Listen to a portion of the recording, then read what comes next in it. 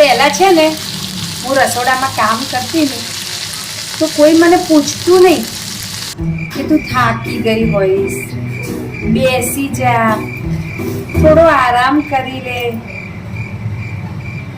અને હવે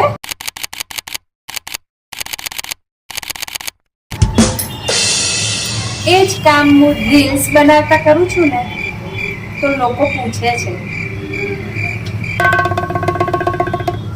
કેટલી ઇન્કમ આવે છે, કેટલા ફોલોવર છે, કઈ ફિલ્મ આવવાની છે.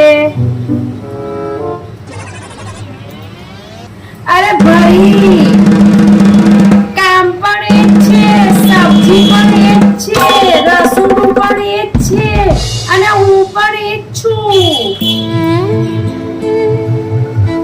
બસ ફરક એટલો છે કે પેલા મફતમાં કામ કરતી હતી, હવે કેમેરાની સામે કામ કરું છું.